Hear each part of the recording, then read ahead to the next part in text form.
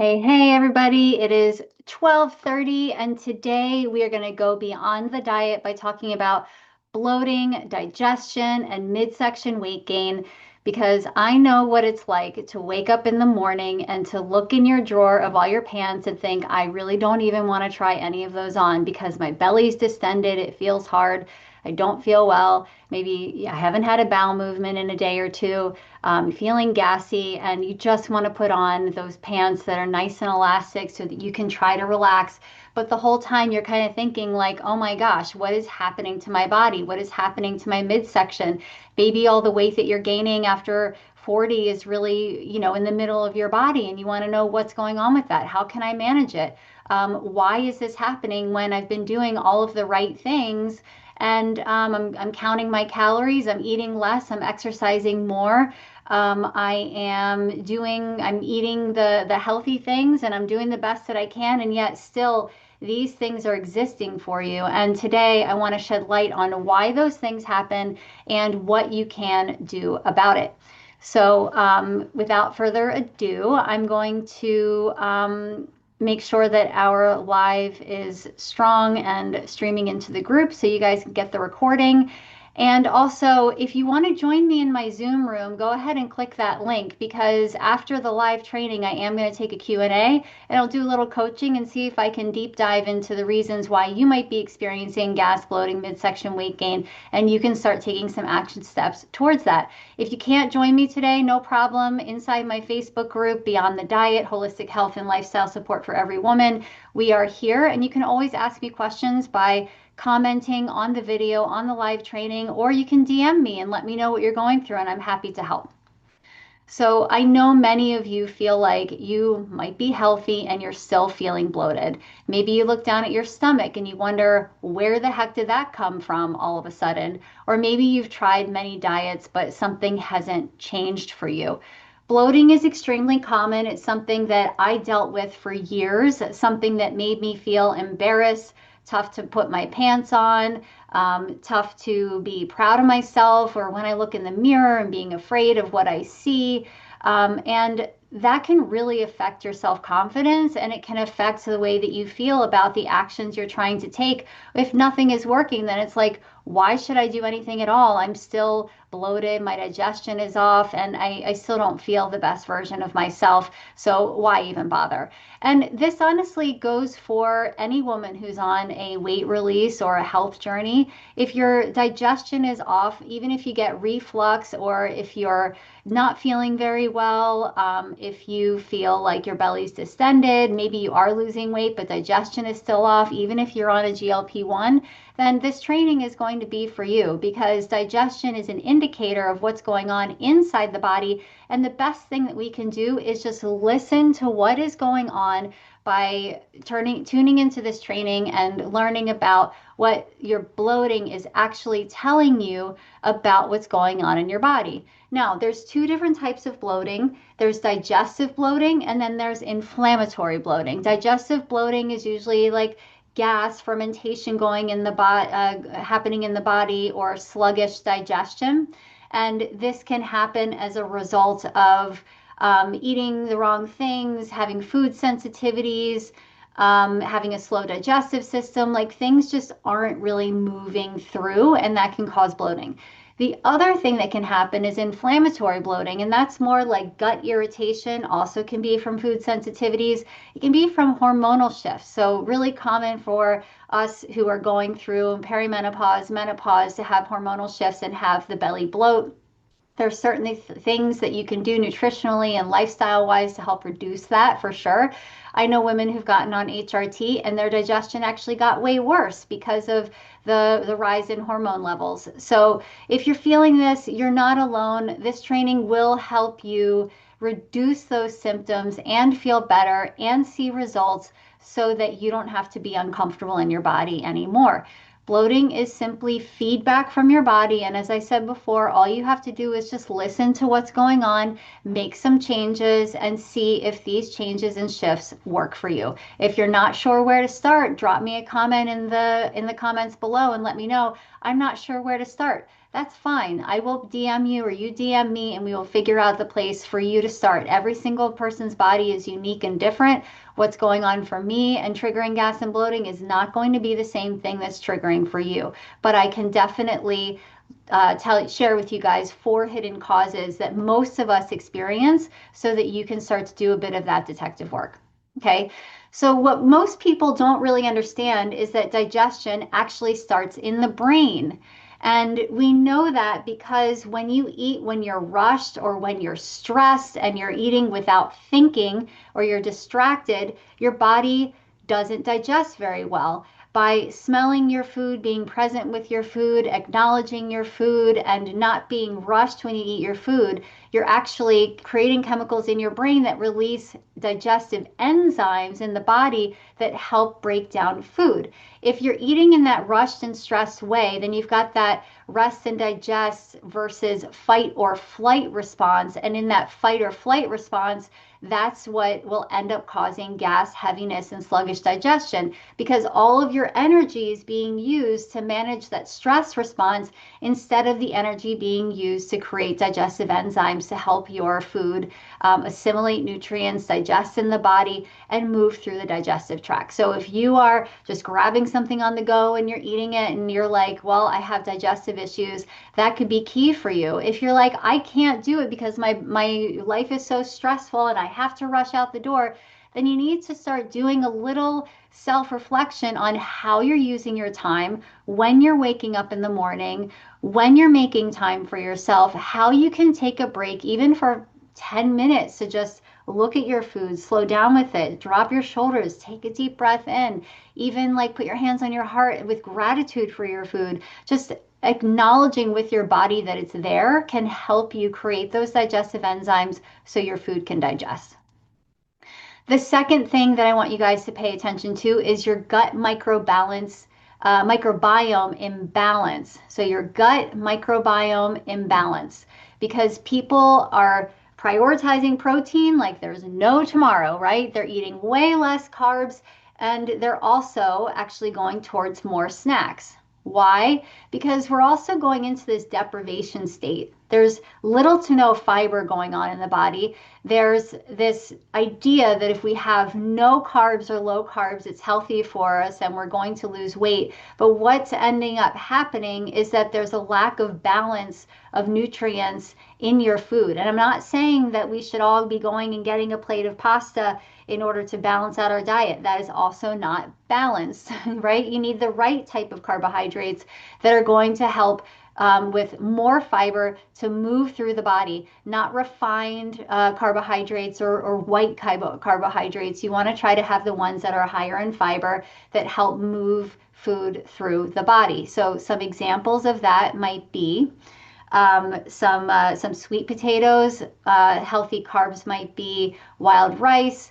White rice that's actually cooled might not have a lot of fiber, but it does help cool down the digestive tracts and help you is a starch, a healthy starch for your body, for your microbiome. Other foods that are high in fiber, of course, all types of vegetables. Other white vegetables like parsnips are a really great source of fiber. The skins on potatoes. So I love potatoes. People always ask me, do potatoes count as vegetables? I say as long as you're not eating like a whole plate of mashed potatoes and you have like a fist size of potatoes on your plate or half a fist size, it's fine. So don't ignore potatoes and think that they're bad for you. Those can also be a source of minerals and a little bit of fiber. You want to try to have a diverse array of vegetables, right? So included in those might be leafy greens. You want to have colorful vegetables, purple, green, orange, different varieties of vegetables to create an environment in your microbiome that has many different types of nutrients and different types of vegetables and different types of fiber that break down in your digestive tract. If you want to be able to break down the food and regulate inflammation and support your metabolism, this is going to be really important. So get that diversity in. And I want you to think about getting fermented foods into your body. So for a lot of people, they might think fermented foods and they start piling on a lot of like probiotic sodas or um, kombucha and yogurt and kimchi and pickles. And you're like, oh my gosh, all this fermented food is going to be good for me. Sometimes that can trigger more gas and bloating for some people. So start small. I have yogurt every single day. I love yogurt. It tastes good. Cheese, surprisingly, is also a fermented food. I am admittedly a cheese addict. I love cheese more than anything. I do use it as a snack probably once a day. I have maybe a quarter cup of cheese. I love all different types of cheese, whether it's two Baby Bells from, that I buy for my kids, or it's like a soft brie cheese or a manchego. I could go on and on about cheese. Blue cheese. Cheese is a fermented food, so don't knock it. A lot of people think like cheese is bad for you. It's high in cholesterol, but it also has healthy fats and protein and probiotics. So or fermentation. So you don't want to overdo it, but cheese can actually be a really beneficial source of nutrition for our bodies, and it can actually be okay for gut health as long as you don't have a dairy issue. If you have a dairy issue, obviously stay away from cheese. And sidebar, just because something is claimed as healthy as a health food doesn't mean it's necessarily right for you. So take everything that I say with a grain of salt and think about how it impacts your body specifically. Not, okay, everything Helen says is correct and is right for me, but how does it impact my body? These are just suggestions, and you get to be the detective of your body. One example of that is soy, right? Everyone's like, oh, soy, plant-based food, plant-based protein, it's so good and everything. Soy is the number one thing that gave me gas and bloating and issues with my digestion. And when I cut it out, I felt better. So just know that whatever I'm suggesting here and whatever you hear in the world about digestion is something that you get to choose as an experiment. It doesn't necessarily mean that it's right for you. All right, so the third cause is metabolic health or metabolic disruption. And what I mean by that, and specifically, is hormones and also sugar and insulin issues going on in your body can cause gas and bloating.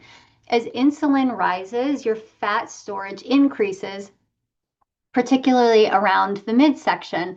And the common triggers for that are going to be processed foods, skipping meals, and eating carbs alone. And I'm not saying eating carbs, alone only. I'm saying eating carbs by themselves. If you do that, you're not going to have balanced blood sugar. So what I want you to do is to really take a look at all the processed foods, the processed carbohydrates that you're eating, and think, can I replace this with a whole food? Okay. The other thing is, guys, stop skipping meals. I know you're like, oh, I'm not hungry for breakfast, or I'm so busy during the day, I can't eat. You are sending your body a mix of different signals and stress signals and hunger hormones and issues that cause your blood sugar to rise and to fall in inconsistent ways, and that will 100% lead to gas, bloating, and midsection weight gain. So don't skip meals, and most of you who are fasting and saying, I'm not hungry first thing in the morning, you probably need to eat at least a little bit of something with protein so that you can balance your blood sugar early in the day and you're not really struggling with that up and down insulin spikes and drops that leads to the midsection weight gain. Finally, chronic inflammation. Dysbiosis can cause leaky gut, and that's where inflammation triggers the body to store fat in the abdominal area. Talk about inflammation a lot in the energetic eating method. Inflammation can come from a variety of areas. For me, when I was really struggling, it came from alcohol. I would have anywhere between 3 and, I don't know, 12 drinks per week or something like that, or maybe even more. And it didn't matter if I had 3 or if I had 12. My digestive system would just be completely out of whack. And it actually took me, because I destroyed it so much with drinking alcohol almost every single night for years. That doesn't mean that this is true for you, but for me, I had to spend 5 years, I'm not kidding you, rebuilding my gut health because of the trauma that I put my gut through. So if you're anything like me, you got through college, you thought that wine was your way to relax, and you consistently drank it for a while. I hate to tell you this, but it's going to take a little while for you to unwind that and to be super conscientious of what you're eating and what you're drinking. And you might even need to give up alcohol in order to get that midsection body weight to come off. I know that's really hard to hear for a lot of you who really enjoy your drinking time, but sometimes even just a couple drinks a week can really trigger that inflammation in the body and cause you to hold on to that weight, particularly as you're going through perimenopause, because hormones are processed through the liver. And if the liver can't do its job because you're drinking too much or you're even having a couple drinks every week, then that's going to end up turning into visceral fat. Because the hormones are processed in there, and then you hold on to more visceral fat. I like to think about it as like your body creating a protective shield around your midsection, but you basically have to tell your body, you know what, it's safe for you. I'm going to take care of you. I'm going to reduce inflammation. I'm going to reduce my alcohol intake. Or for some of you, you might need to eliminate it in order to be able to reduce that inflammation. So if you're feeling frustrated, you're feeling like that might be a problem, then really take a big look inside and see if you can, talk yourself into what the right choice is for you. Okay. Inflammation can also come from poor sleep. So if we did a whole live training on sleep the other week, if you're up on your phone all night or you're watching TV, you're falling asleep on the couch and you're not getting that deep sleep that you really need, then you are going to hold on to weight in your abdomen and you could potentially also be gassy and bloated. Stress, also a huge issue, right? Cortisol impacts your blood sugar and can also impact, therefore, your midsection weight or gas and bloating. So managing stress is really important. There's a lot of different ways to manage stress. We can do a whole other live training on managing stress. But if that's something that you really know that you need to do, you could always look up online how to manage your stress better. You can take some deep breaths. You can have some mindfulness. You can download apps like Headspace or Calm and learn how to have more stress relief in your life through those types of activities and meditations. Um, Finally, food sensitivities. One of my favorite things to discover with my clients is to really look at what are the things that they're eating and what's causing inflammation. Like I said, some health foods cause inflammatory responses in some people. And if we can get to the bottom of it, and it's as simple as saying, you know what? Almonds are triggering inflammation for you. Soy is triggering inflammation for you. It could be red meat for some people is triggering inflammation. For me, it fuels my body. And knowing what those things are, if you're frustrated, you're eating healthily, you feel like you're doing a good job, you're exercising regularly, you feel like you're getting enough sleep, and you're still dealing with midsection weight gain and gas and bloating, you probably have a food sensitivity to something that you're eating. Most common I see almonds, soy, dry chia seeds. Don't eat them dry. Okay, you want to soak chia seeds before you eat them. What else are other common ones?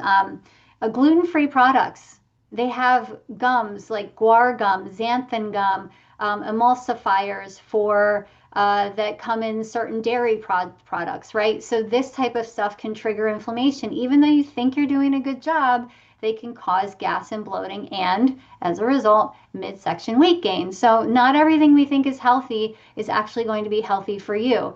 So you're going to want to look at that. All right, so let's go over the strategies again, just so that you have them. First strategy is slow down, chew more, allow your brain that moment to relax before food so you can get digestive enzymes going. Second strategy, you're going to want to aim for the 6 cups of vegetables, a variety of vegetables. You can include low glycemic fruits in there like berries and strawberries, anything high fiber, and fermented foods, but not too much, right? Start with a little yogurt, then maybe after a couple weeks, you want to add some kimchi on a rice dish. Maybe after a couple weeks, you add pickles into your lunch, right? Have a little bit of cheese every day. If you're like me, I love that. And slowly ramp up on the fermented foods, but you can go all in on the vegetables now, and that should help provide some relief.